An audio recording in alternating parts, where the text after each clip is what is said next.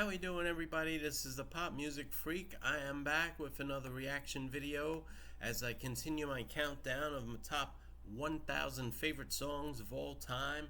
I'm up to number 962. It is a Motown 70s disco classic, which was kind of odd for the label because they really did not get into disco until about 1976, after the success of Diana Ross's Love Hangover, and then the success of Thelma Houston's Don't Leave Me This Way in early 1977. They decided to go more in the disco direction. Came around town, the next superstar putting out a record in 1977 was Marvin Gaye. So they requested that he at least put one really good disco song on his album, and he decided to do that, and it paid off in a number one hit. I'm talking about the song Got to Give It Up. So let me give you the description. Got to Give It Up is a song by American music artist Marvin Gaye, written by the singer and produced by Art Stewart as a response to a request from Gaye's record label that they perform disco music. The single was released in March of 1977 and reached number one final week of June 1977. Was on top for 1 week. Was also an R&B number one hit. There's more on the background. Throughout 1976, Gaye's popularity was still at a high in America and abroad, but the singer struggled through the year due to pending lawsuits from former bandmates. Divorce court proceedings between Gaye and his first wife, Anna Gordy, had also put a strain on him. Financial difficulties almost led to imprisonment for the singer when Gordy accused him of failing to pay child support payments for their only child, son Marvin Pence Gaye III. To relieve Gaye from his debt, his European concert promoter Jeffrey Kruger booked the singer on a lengthy European tour. Gaye began to tour in the United Kingdom, where he had a strong fan base dating back to his early career in the 1960s, making his first stop in the country since 1964. His performances there were given rave reviews. One of the shows, filmed at London's Palladium, was recorded for a live album later released as Live at the London Palladium in the spring of 1977. Around the same time, Gaye's label Motown tried to get him to record disco music, which was popular and commercially viable at the time. Gaye criticized the genre, however, claiming it lacked substance, and refused to record a disco album. His label mate Diana Ross had recorded Love Hangover, her first disco song. The song's producer Hal Davis debated over giving that song to either Ross or Gaye. After working over the song, he went with Ross, and it became her fourth solo number one hit. Motown struggled to get Gaye in the studio as Gaye focused on work on an album, which later was released as Here, My Dear, dedicated to Gaye's troubled first marriage. After months of holding off from recording anything resembling disco, the singer set upon writing a song parodying a disco setting. The first recording session for Got to Give It Up, originally titled Dancing Lady, was on December 13, 1976. Influenced by Johnny Taylor's hit Disco Lady, Gaye was inspired to create his answer song, The Taylor's Hit. To help set up a disco atmosphere, Gaye hired Motown producer and engineer Art Stewart to oversee the song's production. Gaye and Stewart brought in several musicians and Gaye's friends, his brother Frankie, his girlfriend Janice Hunter, to Marvin's room, Gaye's recording studio complex.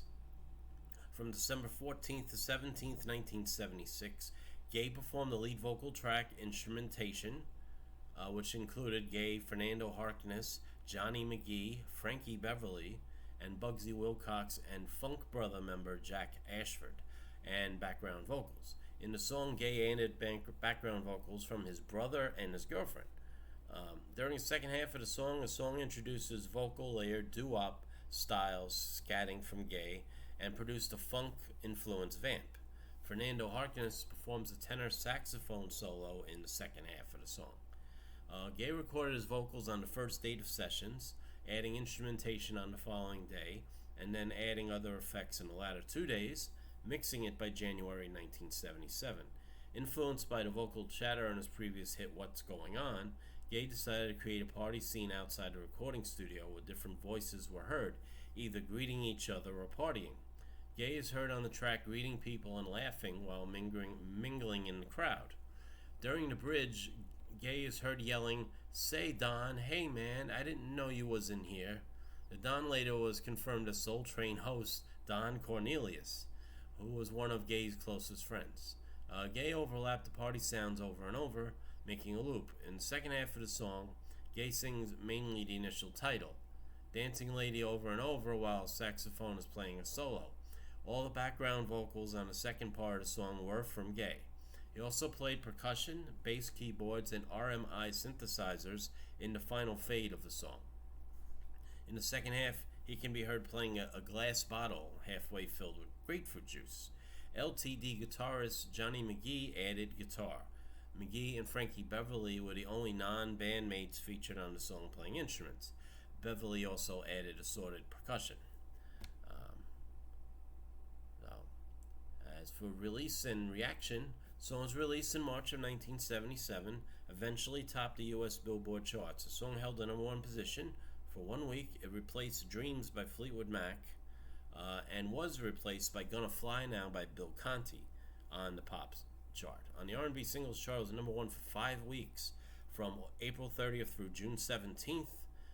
For 1 week, Who Done It by Tavares jumped in, and Sir Duke by Stevie Wonder hit number one for a week in the middle of the run. So it was non-consecutive, the 5 weeks at number one on the R&B chart.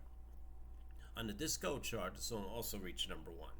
Billboard ranked it as the number 20 song of 1977. Reached number one on the dance charts in May. The single also found success outside the United States, reaching number 7 on the UK singles chart, his biggest charted hit as a solo artist since his version of Abraham Martin and John, hit number 9 in 1970 in the UK. Also had success in New Zealand as it hit number 31, and the album live at the London Palladium reached the top 10 on the top 200 albums chart, which is a rare feat for Marvin Gaye. But the album sold nearly 2 million copies. And what else we have here? We have a couple of critics with remarks. Cashbox said that this highly infectious tune featured Gaye's vocals over throbbing drums and street jive noise that has the sound just right for the disco and tailor-made for an upbeat mood. New York Times critic John Rockwell called the song a pure dance record in the modern disco mode, but wondered if its popularity was due more to Gaye's reputation than on its own merits. So, Michael Jackson always credited this song as one of the big influences on a lot of what he wrote with the Jacksons in the late 70s and the beginning of his solo career with Off the Wall. Got to Give It Up has been featured in many, many movies, including Boogie Nights, Summer of Sam, Charlie's Angels, and Barbershop.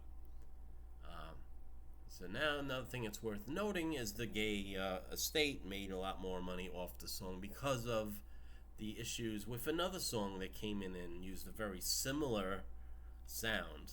Talking about, of course, Blurred Lines from 2013. Robin Thicke, Pharrell Williams, and T.I. were subject of a lawsuit for allegedly copying Got to Give It Up. Thicke originally told the public he and Williams were in the recording studio, and suddenly Thicke told Pharrell, damn, we should make something like that, something like Got to Give It Up, something with that groove. And they wrote the song in less than an hour. However, Thicke later claimed this was all a lie and the song was written entirely by Pharrell. Thicke stated, I was high on Vicodin and alcohol when I showed up at the studio. On March 10, 2015, a federal jury found Blurred Lines infringed on Got to Give It Up and awarded nearly $7.4 million to Gaye's children. Jurors found that Williams and Thicke, but held harmless the record company and T.I. While damages were reduced later to $5.3 million on appeal, the jury's decision was upheld. As an additional remedy, Gaye was credited as a songwriter for Blurred Lines. This in turn affected Weird Al Yankovic's parody of Blurred Lines, titled Word Crimes, where Gaye had been added as a songwriter on there as well. So there's the story. So Marvin Gaye ended up actually making more money off of Blurred Lines than he did off of Got to Give It Up when it was originally released, but sadly, he's not here to enjoy it. So as for chart success, besides the USA success, it was number 5 in Canada and number 7 in the UK, number 24 in the Netherlands, and in the UK it was certified silver, 200,000 copies, probably would have been certified at least gold in the USA, but at the time Motown was not getting certified by the RIAA. Don't know the reason. I'm going to want to do some research and try to figure that out, because there were a lot of great songs that ended up not getting certification for sales. Even though it's obvious, the song went all the way #1 on 3 charts. It probably sold 1 million copies, maybe even 2 million. I don't know. But that's about it. That's all the information I have for you on this wonderful song, Got to Give It Up by Marvin Gaye. 962 on my list of my all-time favorite songs. I hope you enjoyed this video. I hope it's informative. I know a lot of people have written me and said thank you for sharing this information. I didn't know anything about this song really, but I just know I love the song.